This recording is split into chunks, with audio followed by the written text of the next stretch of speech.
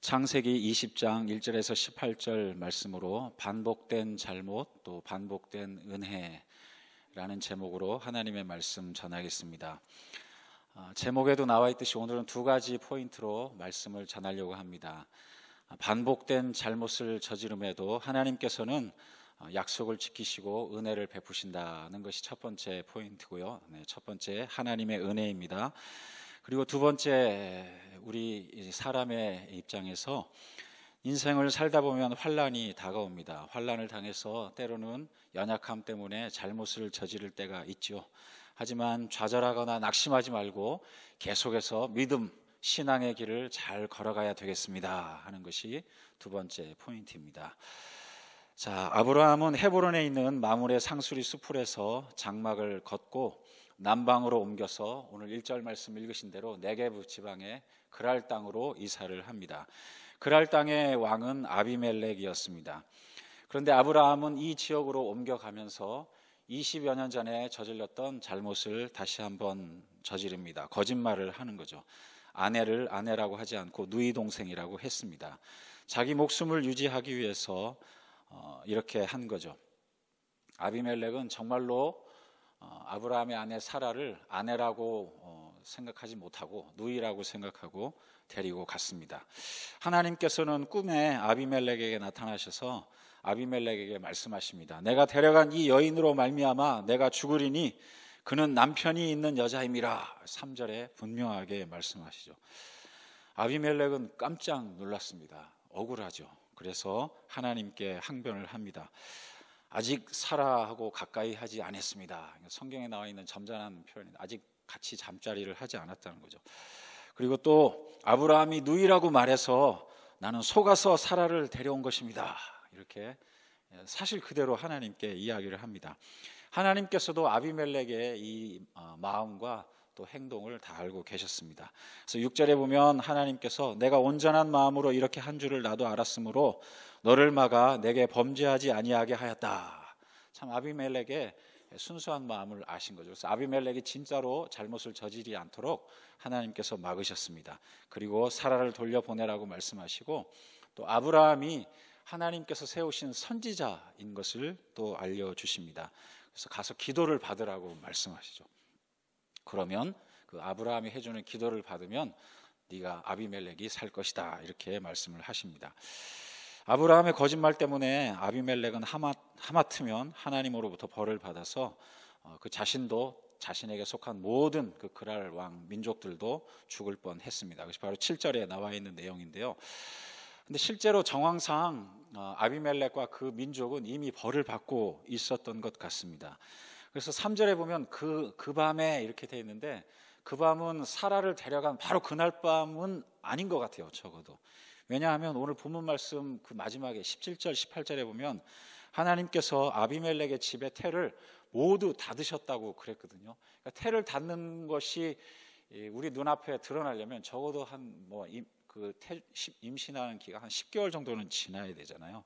그러니까 집안의 모든 여자들이 아기를 가지 못하게 된 그 정도 기간은 적어도 지난 것 같습니다. 그래서 영어 성경에 보면 어떤 영어 성경에는 one night 이렇게 이제 번역을 했습니다. 어쨌든 하나님께서는 이 긴 기간 동안 적어도 10개월의 기간 동안 사라를 터치하지 못하도록 하나님께서 지켜주신 거죠. 아비멜렉은 억울한 마음을 가지고 있었습니다. 아비멜렉 역시 적어도 10개월 동안 사라를 터치하지 않은 거예요. 하나님께서 아비멜렉에게 이렇게 이제 말씀을 하신 후에 다음 날 아비멜렉이 아브라함을 부르죠. 그래서 아브라함에게 따집니다. 9절, 10절에 보면 나와 있는데요. 내가 어찌하여 우리에게 이렇게 하였느냐? 이렇게 할 만하죠. 아브라함이 거짓말해가지고 다 죽을 뻔했잖아요. What have you done to us? 왜 이렇게 했느냐? 또 10절 끝에도 보면 내가 무슨 뜻으로 이렇게 하였느냐? What was your reason for doing this? 왜 이렇게 했느냐? 아브라함은 할 말이 없어야 되는 상황입니다. 자, 한번 아브라함과 아비멜렉 사이에 이제 또 등장하는 다른 인물이 있죠. 사라입니다. 사라는 여기에 어떤 뭔가 직접적인 뭔가를 하진 않았지만 우리의 사라의 마음을 한번 생각해 보고 싶습니다. 남편이 거짓말을 해가지고 이제 간 거예요. 참 기가 막히죠. 이 거짓말 내용이 아내라고 하지 말고 누이 동생이라고 해라. 그리고 그 이유는 이제 자기가 살겠다고 이렇게 하는 거잖아요. 참 이 가나안의 상황이 그만큼 이제 삭막한 거죠. 다른 사람의 아내를 힘 있는 사람이 뺏어가고 그렇지만 그래서 남편인데 자기 살겠다고 거짓말하고 또 이제 끌려가고 자기 조카 롯 구하려고 얼마 전에 전쟁도 했잖아요. 근데 이거는 또 이렇게 참 아내인 나를 포기하는 남편을 어떻게 바라볼 것인가 이런 생각도 한번 해보게 됩니다. 하지만 사라도 믿음이 없기는 마찬가지예요. 아브라함이 비록 그런 거짓말을 시켰더라도 사라도 노 하고 이제 거절할 수 있었죠. 자유의지가 있잖아요. 여보 20여 년 전에도 애굽 그때 기근이 들어서 애굽에 갔을 때 여보 그렇게 거짓말 해가지고 우리가 큰일 날 뻔했잖아요. 여보 이번에는 제대로 합시다. 아무 말이 없어요. 여기는 이제는 거짓말 하지 말고 제대로 합시다. 하나님께서 선악과를 따먹지 말라고 했는데 선악과 따갖고 내게 줬지만 이거 먹으면 안 돼요 이렇게 말할 수 있었는데 전혀 그렇게 하지 않은 거예요. 이런 아브라함과 사라를 하나님께서 지켜주십니다. 20년 전에 애굽 왕이 사라를 데려갔을 때에도 하나님께서는 애굽에 큰 질병을 내리셔서 사라를 보호해 주셨습니다. 큰 환난을 내려주셨다고 했는데요. 영어 성경에 보면 serious disease 이렇게 되어 있습니다. 하나님께서 큰 병을 내리셔서 애굽 왕 바로가 사라에게 가까이 가지 못하도록 도우셨던 것입니다. 아마 그런 하나님의 역사하심을 볼 때 하나님께서는 이번에도 어떤 특별한 신비한 초자연적인 이적을 베푸셔서 사라를 지켜주신 것 같아요. 그래서 아비멜렉이 사라를 건드리지 못한 것 같습니다. 왜냐하면 사라는 열국의 어머니가 돼야 되기 때문에 그렇습니다. 하나님께서 약속하셨잖아요. 이삭을 태어나게 해야 될, 그리고 이삭 이후로부터 예수님이 태어나야 될 그 열국의 어머니가 돼야 되는 그 여인인데 이렇게 돼서는 안 되잖아요. 하나님께서 사라를 순수하게 지켜주신 것입니다. 아비멜렉은 다음날 아침에 하나님께서 꿈을 통해서 지시받은 그 다음날 아침에 바로 모든 종들을 불러서 하나님으로부터 들은 그 일을 말해줍니다. 그러니까 그 이야기를 들은 모든 사람들이 심히 두려워했다고 성경에 나와 있습니다. 그리고 아브라함을 불러서 왜 그렇게 거짓말했느냐 이렇게 따지게 되죠. 이 상황을 보면 실제로 하나님을 진정으로 두려워하고 진정으로 경외했던 것은 누구인가 한번 이렇게 생각을 하게 됩니다. 아브라함일까 아비멜렉일까? 적어도 이 본문을 보면 아비멜렉 쪽이 더 하나님을 잘 따른 것 같아요. 더 두려워하고 공경한 것 같습니다. 아브라함은 믿음이 사실 좀 그 방면에서는 적어도 없었어요. 20년 전에 큰 교훈을 얻었고 또 지금까지 가나안 여기저기 이사 다니며 살면서 하나님께서 지켜주신 것을 많이 경험했고 적어도 창세기 12장 이후로 하나님께서 직접적으로 4번이나 나타나셔서 약속을 하셨거든요. 하나님이 언약을 맺어 주셨는데 아브라함 마음에는 여전히 믿음이 없습니다. 거짓말로 위기를 모면하라고 했던 것은 20년 전이나 지금이나 똑같아요. 어떻게 보면 24년 전에 창세기 12장에 그때 아브라함이 75세고 지금 이제 오늘 20장 읽었는데 다음 21장에 보면 아브라함이 이제 이삭을 100세에 낳잖아요. 그러니까 지금 한 24년 정도 된 걸 수도 있거든요. 전혀 그 방면에서는 믿음이 성장하지 못했습니다. 하나님께서 아비멜렉에게 하신 그 7절 말씀 우리 다 같이 한번 읽겠습니다. 7절입니다. 이제 그 사람의 아내를 돌려보내라. 그는 선지자라. 그가 너를 위하여 기도하리니 내가 살려니와 내가 돌려보내지 아니하면 너와 내게 속한 자가 다 반드시 죽을 줄 알지니라. 이 선지자라는 단어는 구약 성경 전체에서 많이 나타나는데 처음 나타나는 자리가 바로 여기입니다. 내가 이 사람을 택해서 세운 사람이다. 하나님께서는 아브라함을 이렇게 아비멜렉에게 소개를 하십니다. 선지자의 원어는 나비, 이제 외우기도 나비라는 단어인데요. 하나님의 뜻을 먼저 알고 전하는 사람이다. 그러니까 하나님께서 어떤 특정한 사람을 선택하셔서 본인의 뜻을 먼저 알리시고 그 뜻을 다른 사람한테 전하도록 한 사람이죠. 그래서 선지자는 때로 예언자이긴 하지만 예언자와 동일하지는 않습니다. 어떤 의미냐면 하나님께서 전하신 뜻이 미래에 대한 예언이면 예언하는 거죠. 예언자가 되지만 반드시 미래에 대한 이야기를 하는 것은 또 하나님께서 메시지가 또 과거의 잘못을 또 꾸짖으실 때는 또 과거에 대한 일이기도 하고 현재 진행인 얘기도 하고 그러시기 때문에 반드시 선지자가 예언자일 필요는 없습니다. 하지만 분명한 것은 하나님께서 택한 사람이라는 것입니다. 하나님의 뜻을 전하는 사람이죠. 하나님께서는 아비멜렉에게 그것을 분명하게 알려주시고 선지자다 알려주시고 그에게 가서 기도를 받도록 합니다. 그러면 내가 살 것이다. 참 억울한 일입니다. 거짓말은 누가 했는데, 누가 죽을 뻔했는데 거기 가서 기도를 받으라, 이런 일이 생기죠. 자, 그것이 아비멜렉의 상황입니다. 아브라함의 마음을 한번 또 살펴보면 좋겠습니다. 아브라함도 거짓말 할 만 하잖아요. 어떻게 보면 가나안이 그런 사회입니다. 몇 장 전에도 보면 가나안 왕이 또 저쪽에 동방에서 온 왕들하고 서로 연합군을 만들어서 서로 싸우잖아요. 끌고 가고 포로로 삼고 노예로 삼고 재산 다 뺏어가고 그런 일이 생기니까 참 이렇게 거짓말해서 이렇게 위기를 살짝 모면하는 것도 이제 어떻게 보면 할만합니다. 요즘 텍스 시즌인데 어려운 일이 생기면 왜 그런 일이 생길까? 그런 힘든 상황이 생기지 않았다면 거짓말도 하지 않았을 텐데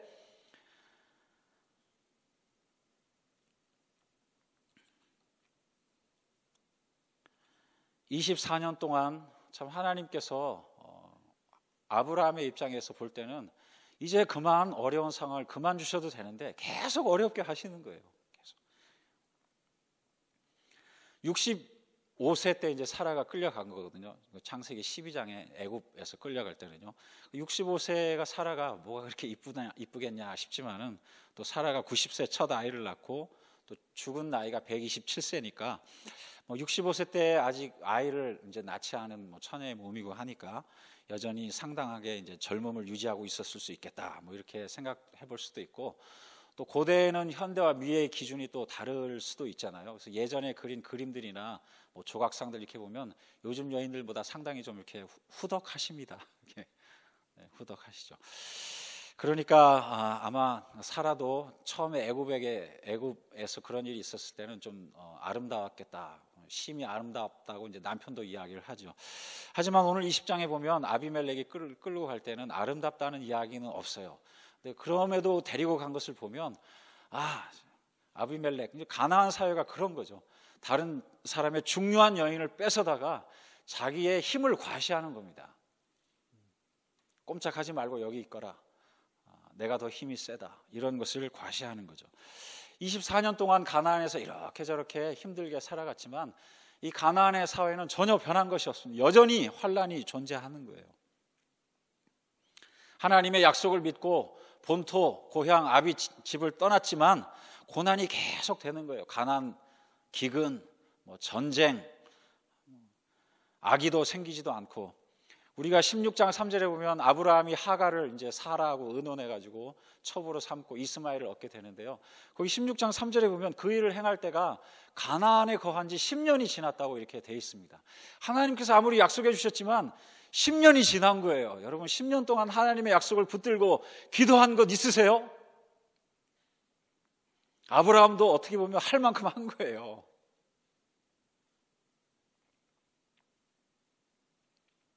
동일한 질문이 우리 자신에게도 들 수 있습니다. 사랑의 주님께서 어떻게 이렇게 당신의 자녀들을 계속해서 몇십 년 동안 힘들게 하는가? 이민 생활이 이 정도 되면 끝날 만도 한데 왜 이렇게 계속 힘들게 하는가? 왜 어려움이 이렇게 끝이 없는가? 반복해서 다가오는가? 종류만 바뀌고 계속해서 오는가?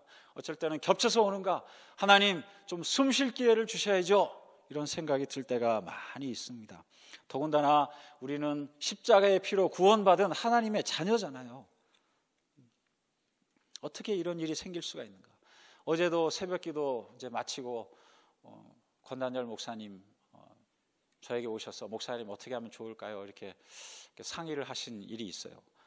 갑자기 어떤 가정에 쌍둥이 딸이 있는데 그 딸 하나가 뉴욕으로 여행 갔다가 갑자기 스트로크가 와가지고 16살 어린 딸인데 하나님께서 미리 불러가신 거예요.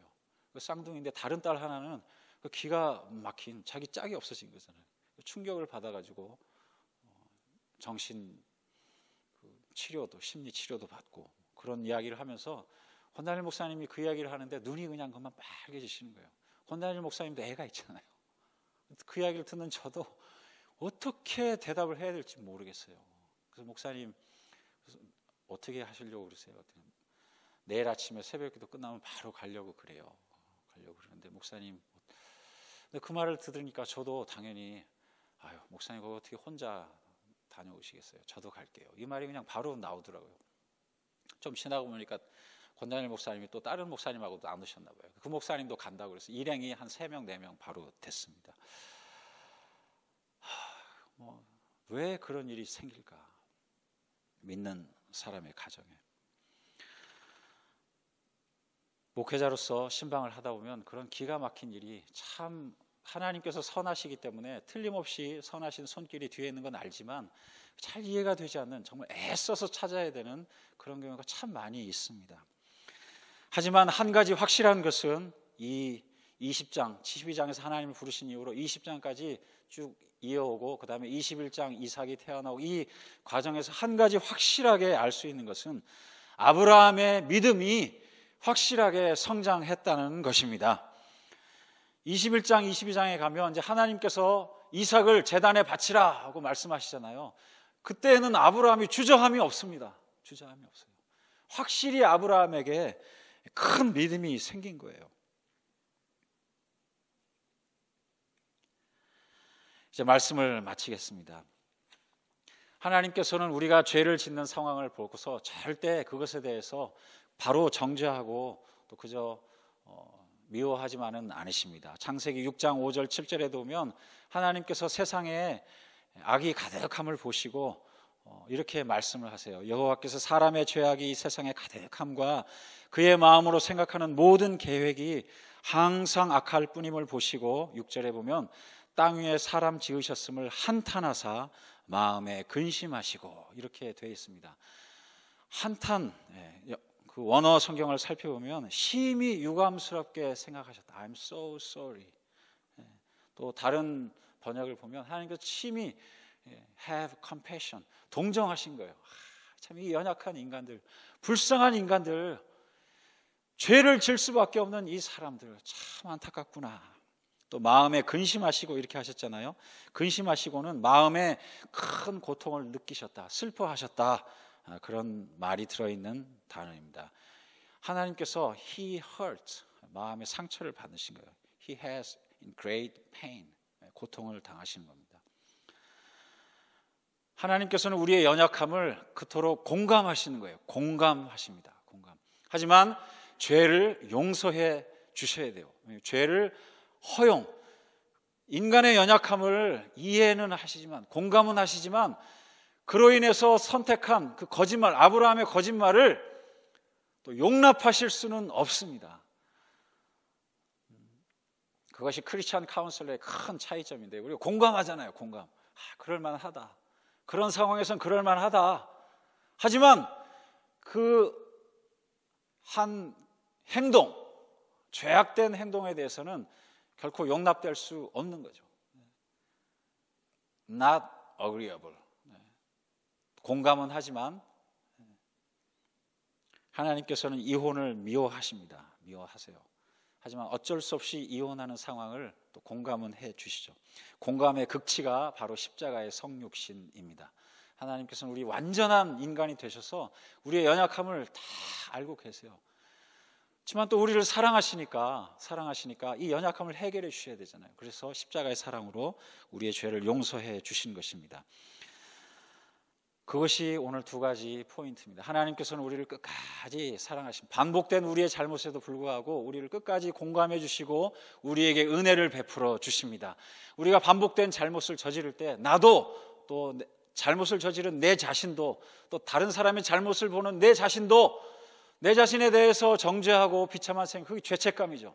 자존감이 낮아집니다. 다른 사람한테 잘못을 저질렀을 때 정죄하는 마음이 생기기가 쉽습니다. 하나님의 은혜는 그런 방향으로 흐르지 않습니다. 하나님은 공감하시는 하나님이십니다. 십자가의 사랑으로 우리에게 다가오시는 분이십니다. 하나님 우리의 연약함을 잘 알고 계세요. 내 자신도 다른 사람을 향해서도 정죄하거나 죄책감에 빠지는 일이 없어야 되겠습니다. 십자가의 사랑을 소개하고요. 그래서 크리스천 카운셀러는요, 공감하지만 내가 죄를 용서해 줄 수는 없잖아요. 그러니까 ultimate eternal counselor이신 우리 주님께 안내를 하는 겁니다. 그분이 죄를 용서해 주실 수 있기 때문에 그렇죠. 우리 모두 다 그런 마음으로 오늘 하루 살아가시면 좋겠습니다. 정죄하지 마세요. 죄책감 비참하게 생각하지 마세요. 우리에게는 언제나 우리를 이해해 주시고 용서해 주시는 하나님이 계시기 때문입니다. 우리 다 같이 한번 기도하시겠습니다.